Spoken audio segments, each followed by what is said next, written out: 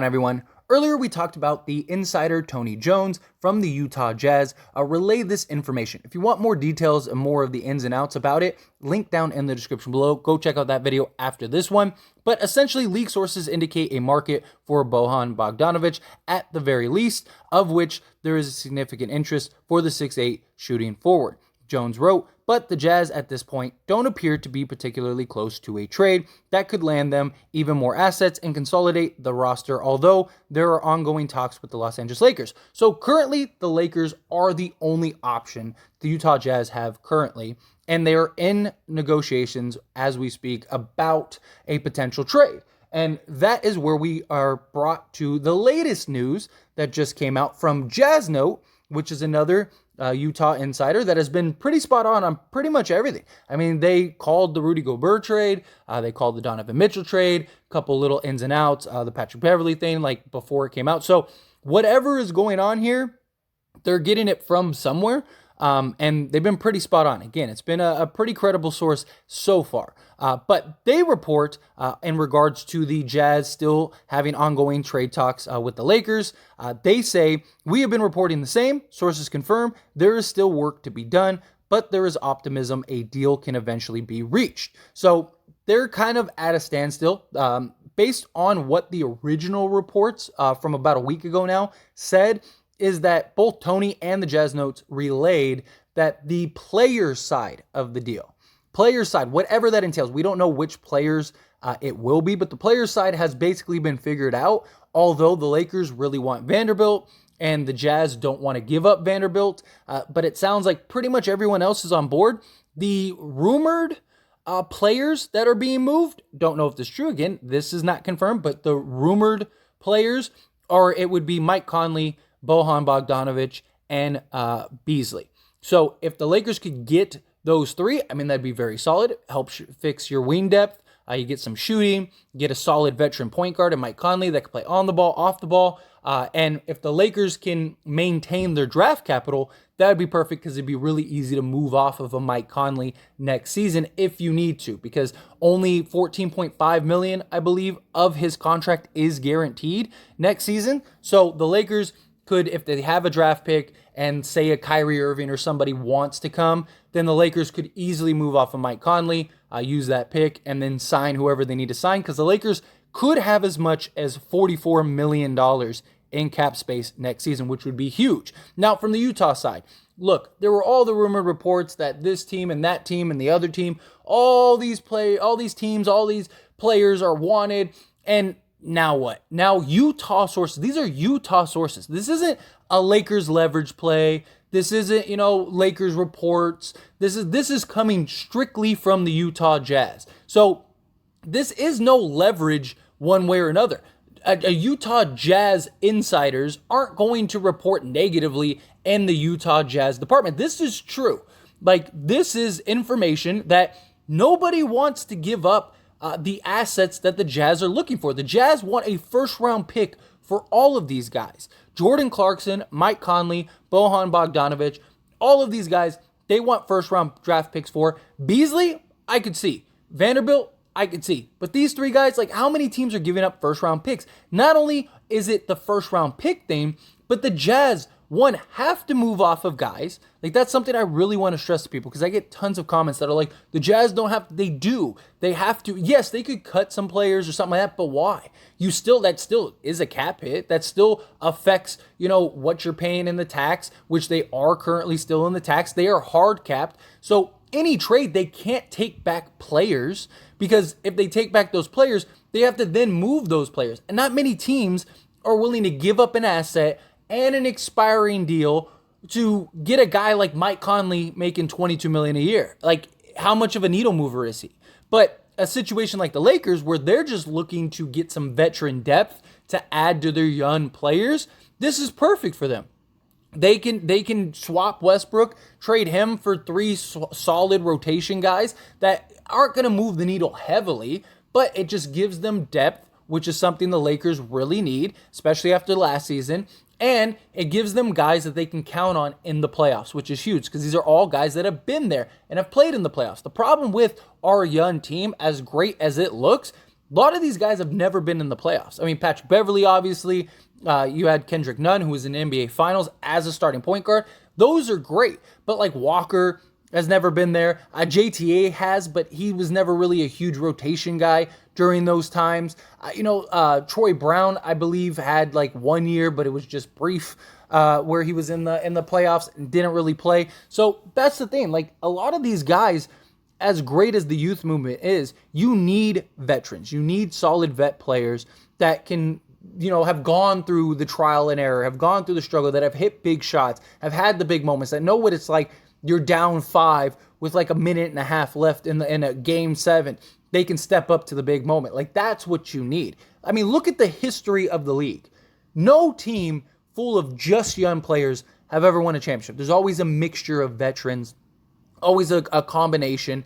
Maybe those veterans don't play heavily, but there's still veteran players. I mean, even the Warriors, they had guys like Andre Iguodala, and guess what? Andre Iguodala won Finals MVP when they won that championship, and then as they grew into their own and got their veterans, they still had guys like Andrew Bogut, things like that. Like, they had these guys that were veterans that were mixed with the youth of those teams. Milwaukee, when they won the championship, they had Drew Holiday. You had guys that have been there. PJ Tucker is a guy that they had for some time. Like, they had guys that have gone through the trial and error of playoff series, those long, rigorous series, the high intensities, things like that. That's why the Lakers are looking to get these vets, because they're looking at it as like, one, we add some solid depth, we get some rotation guys, we get some guys come playoff time that can help take a lot of pressure off of LeBron and Anthony Davis and really kind of fit in. And they want guys that are key. Like Mike Conley, look, I don't think he is the starting caliber. He's not the grit and grind Mike Conley, but what he is a solid veteran point guard that can play on the ball, off the ball, shot 40%, played 71 games last year. He's a guy that doesn't do too much. He knows exactly what his role is. He knows exactly what he has to do. I think he's going to be great for the Lakers if the Lakers get him, because he doesn't have to have and carry the load that he did with Utah, right? He had to do the main point guard duties. He had to handle the ball. He had to play defense. He had to do this, that, and the other. Where on the Lakers, very likely he's coming off the bench. Very likely if he isn't coming off the bench, he's, slotting in next to LeBron and probably Patrick Beverley or something like that to play some solid defense, and LeBron's going to be your primary ball handler. That doesn't mean Mike Conley can't handle the ball, and the beauty is he's not going to turn it over. He's going to take care of the ball. He's a guy that, again, has been there. He was in the grit and grind Grizzlies that were going up against the Warriors, that was in the Western Conference Finals, stuff like that. Like, that's huge. Bojan Bogdanovic, a guy, 33 years old, has been in the league, a sharpshooter, great shooter from pretty much everywhere on the floor. Not great at creating his own shot, but he can in certain matchups, certain times, things like that. So that's good. But more so, they're looking for just that guy that can knock down 3 or 4 threes a game consistently, night in, night out. You get that if you end up getting a Beasley, right? Young, athletic, 6'4" size, got a pretty decent wingspan, can play the 2, can play the 3, lockdown 3-and-D guy. Like, that's what you want. You want that. You want players like that. Beasley is solid. He's not the greatest defender in the world, but he's better than league average, which is what you want, and he's a great three-point shooter. Bogdanovic, he's a little liability on defense, but at least he tries. And that's what you want. You want guys that at least try. And then Conley's still very good defensively. So the Lakers getting these guys, it makes a lot of sense. I understand why they want these guys, but they're not going to get them just to get them. They're not going to give up a bunch of draft picks and this, that, and the other. I mean, in reality, like, if the Lakers are really the only option, this is still, even if there are no picks involved, this is a very mutual beneficial deal. And look, if we're being honest, the Lakers probably give up a pick, whether it's a pick swap and some seconds or, a first round pick. There's going to be some exchange, right? Because these guys are good enough, solid enough rotation guys to where they could field in the right situation. Plus, you are helping the Lakers, so it's a mutually beneficial thing. But if you really boil it down to what the Jazz need and what the Lakers need, a Westbrook for Conley, Bogdanovic, and Beasley is a perfect swap. It solves all of Utah's problems, and it solves all of Lakers' problems. Boom, mutually beneficial. So if I'm the Lakers, I am holding pat. I am putting up a little bit of a fight to not have to give up assets. Like, you want a pick swap? I'll give you a pick swap. You want, if you want a couple second rounds, we got a ton of second rounds. I'll give you some second rounds. Although those have been pretty valuable for the Lakers of the past. Like, if you're the only deal in town, the only game in town, you have the cards in your favor. This isn't a, Donovan Mitchell or Rudy Gobert situation. Like, a lot of people love to say, well, the Jazz or the Knicks thought that they were in that same situation, and look what happened. The difference is the Jazz, they didn't have to move off of Mitchell. They didn't have to move off of Rudy Gobert. Also, those guys were guys of value.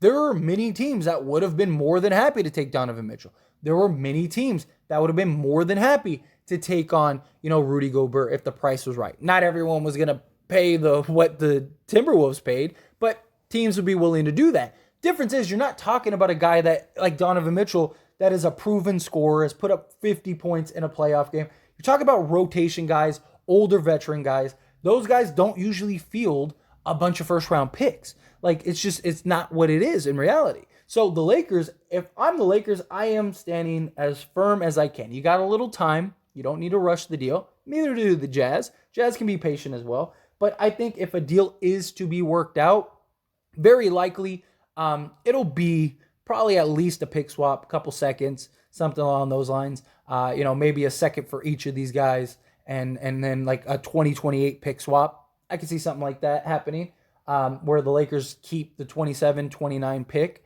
and then that way they still have those to trade and unload a guy like Mike Conley, something like that. But I don't know, depending on what the package in return is, I don't mind them giving up one first. But the Lakers need to just remain smart and stay patient. They're doing a great job. And look, there are all those reports. Oh, yeah, there's all these teams that want this player and that player, and the Jazz want a first for all of them, and teams are willing to do that. And guess what? Turns out none of that was true. All of that was just a leverage play from the Utah Jazz. And the Lakers were smart. They called their bluff. And now look, now it's just the Lakers and the Jazz once again are having ongoing conversations trying to work out a deal. But anyway, as always, I'd love to hear your thoughts and opinions. This is a discussion, so let me know down in the comment section below. What do you think of the situation? Do you think a deal gets done? Do you think it doesn't? However you feel about it, I'd love to hear your thoughts and opinions down. That being said, hit that like button. Helps me out a lot. Lets me know you enjoy these types of videos, and I truly appreciate it. If you're not subscribed to the channel, hit that subscribe button, followed by the bell notification. Stay up to date with all things sports. Join this wonderful community and all of our discussions. I'll see you all in the next one. Thank you.